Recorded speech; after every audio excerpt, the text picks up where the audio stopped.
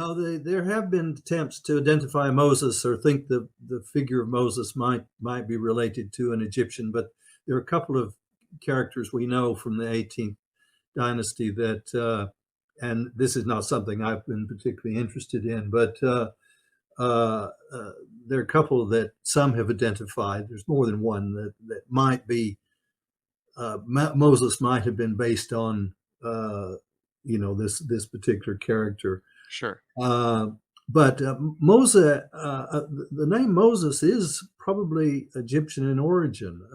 In the biblical text, it gives a folk etymology. It says he's drawn from water, mayim in Hebrew, Right. and that somehow Moses is related to water. But it is probably an Egyptian name and Egyptian origin. But quite a few of the kings have Moses as the last part. But again, that may not be what it was in Egyptian anyway. The Moses I think is often the Greek way of writing it, and so they are simply approximating it.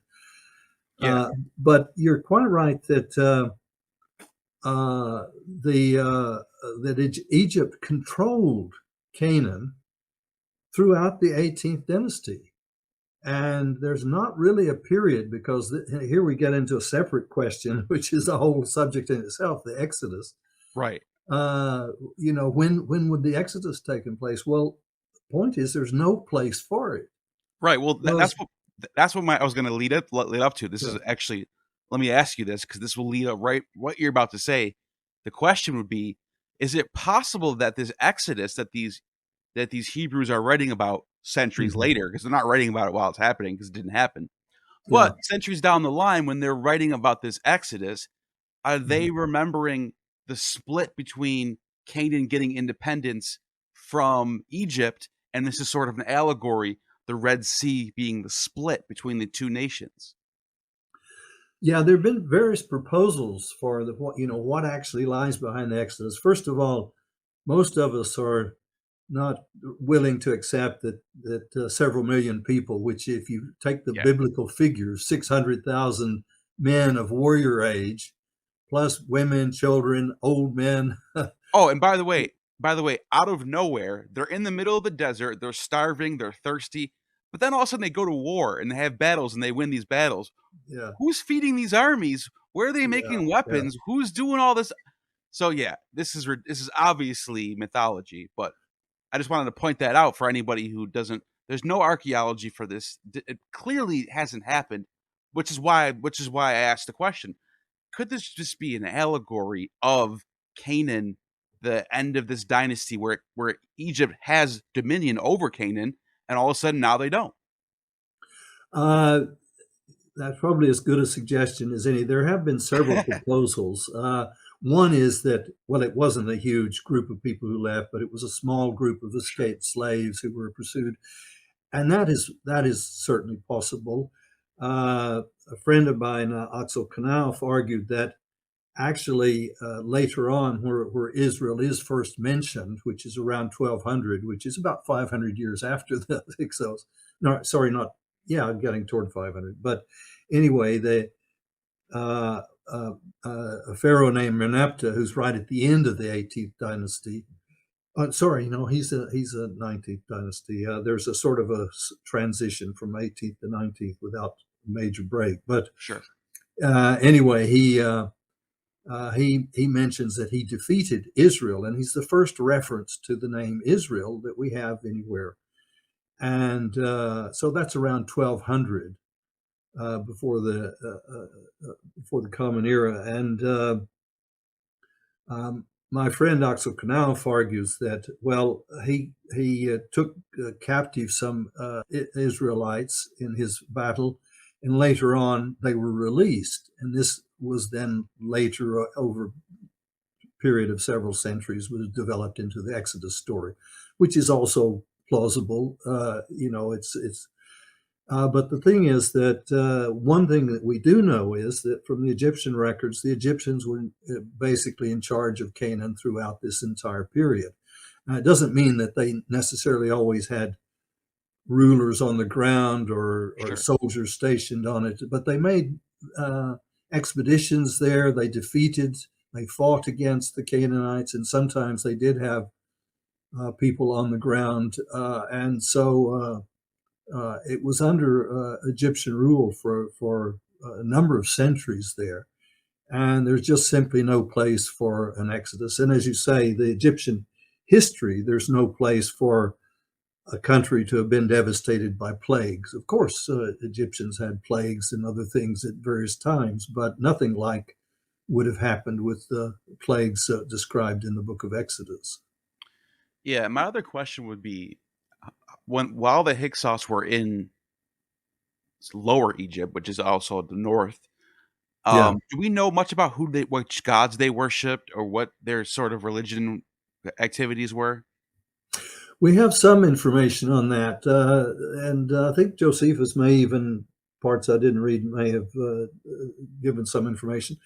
They're said to have worshipped the god Seth. Mm, That's the Greek form. It in Egyptian it's Shetech. I think is closer to the was. But anyway, he's an Egyptian god. But what it seems to be is simply an Egyptian name for a Canaanite god, who may have been Baal, and so they seem to have had the standard pantheon that we know of from the Ugaritic texts and others of Canaan. So, but we don't have a lot of detail. We just simply have names, and but it's certainly said that that was their chief god.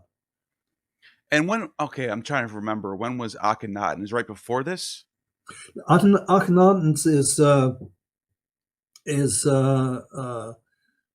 around 13. I'm sure I can give now. My mind goes blank. Yeah, Around 1300 BCE. He's the yeah. 18th dynasty, and Oh wow! So this is right around that. This is sort of, contemporary of these events, and it's, I well, guess. he's later than the Hyksos. Keep in mind, the 18th dynasty is quite a long one. Right. Uh, so he's still several centuries after the Hyksos. Sure, and that's a good point. But the reason why I asked that is because I think maybe he sort of popularizes the sort of monotheistic ideas, whereas the Hyksos were, if they're following customs of Semitic Ugaritic peoples, they would still be polytheistic in that sense. They wouldn't be Yes. monotheism didn't really happen yet. So, No. and the No. Seth thing is interesting because I talked to other scholars, like I'm David Litwell, for example, who points out that there was rumors that the Israelites had a golden idol of a donkey in the temple Right. in Jerusalem. Supposedly Antiochus the Fourth found it, or something along these lines. Or there's another story about Zechariah going in there and seeing it. But it's interesting because it almost sounds like there's a connection there. I mean, even though we're thousands of years apart, but still, what do you think about that? Yeah. The information, the argument that it was the Jews were worshippers of an ass, that there was in the temple and so on. That was around, but that was in the Greco-Roman period. I'm not sure that it Yeah, goes back. Now is Manetho. The trouble is, again, we're in the question of what did Manetho actually write, but right. does he mention that? I can't remember that in the Well, to the Josephus refers, the but only way to make that happen would you would have to connect Seth with this ass god, which is sort of a leap. But I think there's some depictions of Seth with that. I'm not sure. I'm not an expert, obviously, but I don't know if he, you know.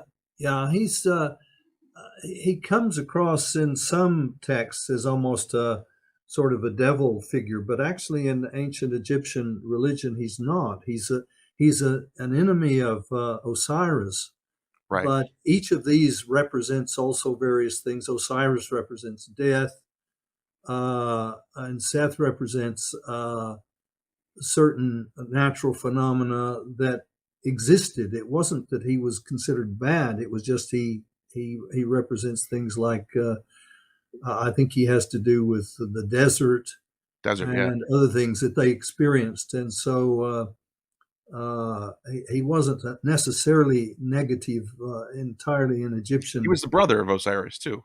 Yes, he was a brother.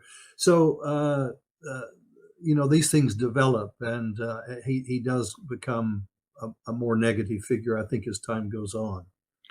Yeah, and another thing I wanted to point out is that I noticed on this particular archaeology, this is a Hezekiah in carving or whatever writing, but I Yeah. noticed the Egyptian symbolism on there, and what that lets me know is that we sort of like to separate Egyptian customs with Judean customs, but I think that they sort of bleed into each other, and they sort of I think the Israelites are sort of like ancestors of the Egyptians in a way, right? Or what do you think about that? Do you mean it the other way around? The Egyptians are Yeah, ancestors of the yeah. yeah, The Egyptians had influence because they were in contact. Throughout the New Kingdom, the 18th dynasty, by the way, and 19th of the New Kingdom in Egypt. But over the centuries, sometimes Judah, Israel were closely connected with Egypt, and other times less so. So it depends. But we do have a period in the time of the monarchy where there seems to be quite a bit of Egyptian influence. For instance, the numbers that were used, and I think some of the measurements and so on were Egyptian, borrowed from Egypt. And so the symbolism you saw there of the is the same symbols that we find on some of the Egyptian scarabs and so on, and they were borrowed. Perhaps people who borrowed them didn't fully understand the religious significance, but possibly they didn't care anyway. So you certainly have borrowings, and so Egypt has had an influence over the centuries, certainly. yeah. Another thing I wanted to ask you about, there was a scholar from the 19th century. This is going back. I think Hmm. in the 20th century too. I think he was like right at the 19th and 20th century in his Hmm. lifetime, and he was pointing out that the temples of Heliopolis were designed almost exactly the same as the Temple of Jerusalem, with like an inner holy of holies, and like you can see like the way it's laid out. He has the pictures of it in his book. I'm not sure if this is outdated or not. I'm not sure if you even know about this. Is this a thing or is this I'm not outdated? sure about the Egyptian connection, but certainly it's generally agreed that the temple in Jerusalem was probably very similar in layout to temples known from the Phoenician area. Mm. So, and it could be that even Egypt was influenced from Phoenicia, because there was a strong connection over, even going back to the Old Kingdom, to the third millennium BCE. With Byblos, there was trade. Egyptians got a lot of wood from Lebanon, which of course Cedar. was famous for cedar wood. So Byblos was a major trading partner of the Egyptians. Uh, and So it could be that they picked up things like that. I don't know. It's often, when you read about it, it's the other way around. The Byblos was influenced by the Egyptians, which they were, of course. But it works. It often works both ways. Yeah. So that is something I haven't. I don't have exact knowledge on. So I'm not sure I can answer that with any. Well, that's a good answer, because what you're saying is actually makes a lot of sense, because the Phoenicians are the ones that are trading and traveling. They're the ones Yeah, that have these nice boats, the triremes. They're trading purple. They have alphabets that are universal, that people in Babylon know, and people in Egypt know, people in Greece, they know this alphabet. So they're sort of like the glue that holds everything together, and they trade amongst these empires. And it's not that surprising that Hebrew is based off the same alphabet, that you have this like the Punic alphabet, or you sort of see yeah, how the Phoenicians sort of influence everybody in a little bit, but they're sort of borrowing from all the places that they're trading with. yeah. Yeah, they're important. The problem is that we don't have a lot of inscriptions from Phoenicia, or the ones we do have don't tell us very much. But it's clear that the alphabet, as you say, was extremely important, and gets picked up everywhere. Gets picked up by the Greeks. You look at the Greek, or early Greek alphabet, and the Phoenicians. It's very, very similar. Right. Later, they of course become more separate. And modern Hebrew looks quite different from modern Latin alphabet, but they actually have a common origin. So, Yeah. And the last thing I wanted to ask you about was Tacitus in Book 5. mhm. He sort of goes out in left field when he's talking about the Hebrews. He talks about them having a king named Hiroshima, and I guess that's the name of the city, Jerusalem. But he Yeah. also mentions that maybe they come from Crete. And he said, well, maybe not. Maybe they actually are from Egypt and they had an exodus. But I thought it was interesting that Tacitus is sort of, I guess my question would be, is Tacitus using a history that someone else brought forward, or is this like completely in its own league? Tacitus, when he deals with Roman history, is quite good. He's a major historian, but uh, a lot of the Greco-Roman writers simply give you rumors and so on about the Jews. They don't really have exact information, and they don't have good sources either. No, I mean, even though the Hebrew Bible was available in Greek, no one read it. If they wanted to know about the Jews, they didn't go to the Jewish writings, even the ones in Greek. And this is one of the things that Josephus is frustrated by. He said, well, there's all this information about the Jews and people tell all these lies. But Tacitus is repeating, and I'd have to go back. I mean, I've read this myself, but I'm not. I couldn't at this point say precisely what he was writing and where he may have got it. But he again, he's like a lot of Greek and Roman writers. He simply repeats rumors and Sure. speculates and so on, and he's not very reliable about for information, except when he actually deals with Jews of his own time, where they relate to Romans and so Right. on. He obviously knows something about Jewish history, and he writes about the certain things relating to Palestine where he's very important. But Yeah. when he talks about origins and their beliefs and so on, he's really not very reliable. That makes a lot of sense.